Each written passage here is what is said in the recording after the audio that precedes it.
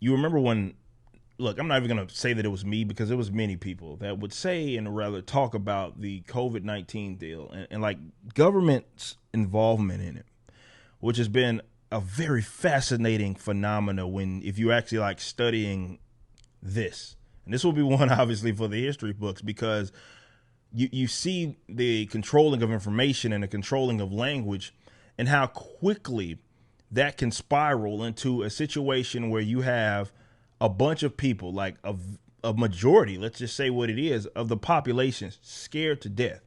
And it's all based obviously on rhetoric and what it is that, let's say, the handlers as well as the information, the guys that control the information, corporate press and whatnot, government officials, in terms of how they approach it. And even if the data, for example, is out there for every single one of you guys, it's like that's not the case, right? We know what the death rates do. We've been talking about these infected fatality rates, or rather the near death rates, when they were coming out of like Korea and even China, even them, and we knew that this was not that deadly of a virus in the sense that the vast, and I mean the vast majority of people that caught it will either not need to be hospitalized or of course won't die. Some people will, but that can be said about a multitude of other different viruses. But that evidence was already there. That was there before it even hit America, or rather the pandemic was claimed to have spread in America. That didn't stop people from, of course, treating this as if it was an apocalyptic virus, as if it was not what it was. And then more IFR, came out with like the Stanford study, which was one of the first big ones, Johnny Anitas and his team over there, being able to do the antibody test and everything and seeing that this virus just wasn't, you're talking about IFRs and the point O's. Certainly for certain health demographics such as mine, it's almost statistically, I'm not going to say insignificant, but it's a very low portion of the population that's in my age and health demographics that are getting hospitalized for this, that were getting hospitalized for, or were dying from it. But that didn't stop people from being freaked out. Why? Because they control, of course, the information, and that's how they presented it, as if it was an apocalyptic virus. And that's what they rely upon. It's gaslighting in a sense, where it's like you may see one thing, but the information guys, the guys that hold this information or spread the information that have been deemed as legitimate sources of information, they have been spreading something that is completely contrary to that, and they've been hyping it up.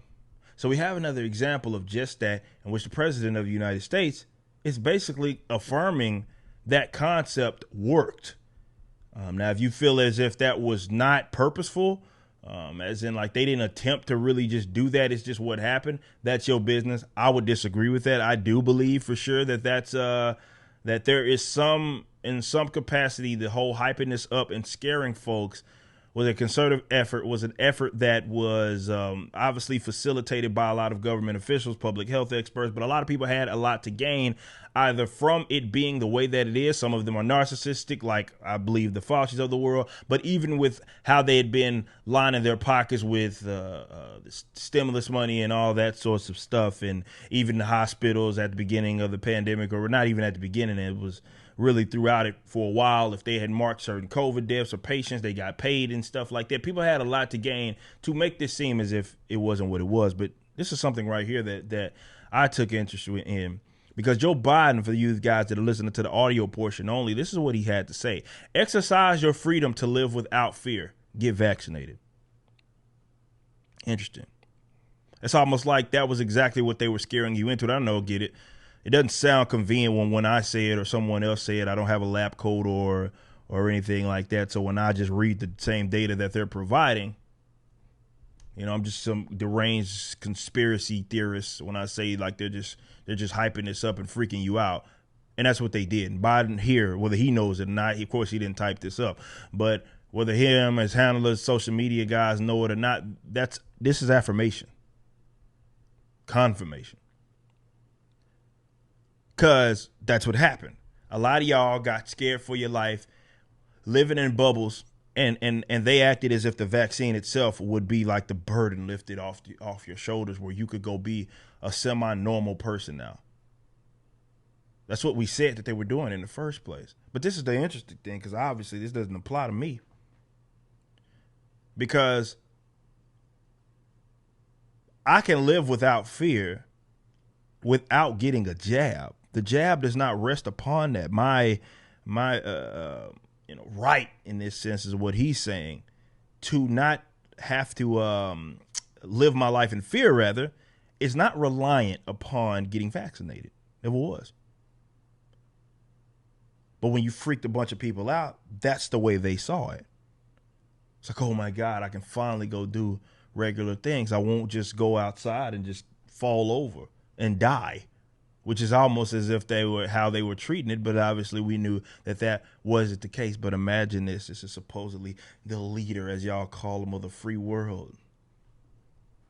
The president of the United States is tying your freedom to live without fear to getting a jab for something with an over 99% survival rate. That's on average. But if you go down to the lower age demographics, not the ones that are 90 years old, I'm talking between basically 0 and 44, for example, you're talking 99.99s types of stuff. Why on earth would I be fearful of this? Now, yeah, I can sit up here and call all of these people dumb. I can call them stupid. I can call them, say the government and media figures. They're all fear mongering. And that's exactly what it is that they did. But here's my thing. What's most dangerous, and if there is something that's worth being scared over, it's how easy they were able to accomplish just that. Freaking you out. And in again, because of this, light of that, in lieu of it, shutting folks down, putting millions of people, I almost said thousands, millions of people out of work, jobs gone.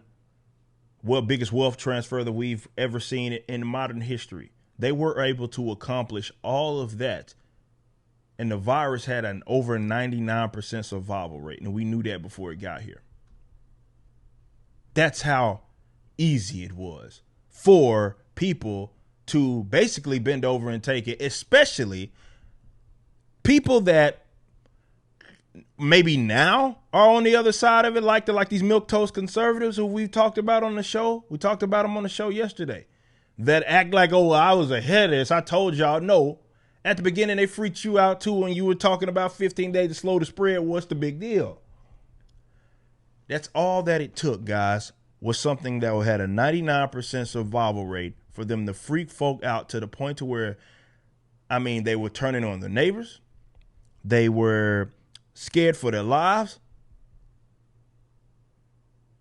And it had a 99% survival. That's all it took. In my honest opinion, if there's something to be scared of, if there's something to be fearful of, it ain't the virus. It was how easily the elites were able to line their pockets, rule over people in this capacity, shut folk down, put them out of work, transfer again all of that wealth.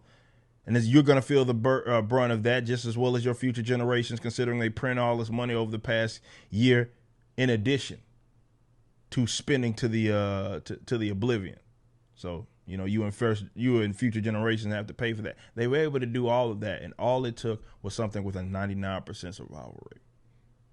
Now, I'm not one of those black pillars or anything, but I will say that that's worth, as far as I'm concerned, my honest opinion, being fearful of, because what's next is what you're forced to think. Obviously worth being more fearful of that than something that, like the Modelo virus 19, had in a 99% survival rate. You just watched a clip from my podcast, For Canon's Sake. Catch us live at 12 p.m. throughout the week over at youtube.com/YoungRipper59 and follow us over at odyssey.com/@YoungRipper59. If you want to watch the entire video cast after the show is over, just be sure to become a member on the YouTube channel. Of course, the full audio portion of the podcast is available for free on all major digital platforms, or just visit forcanonsake.com.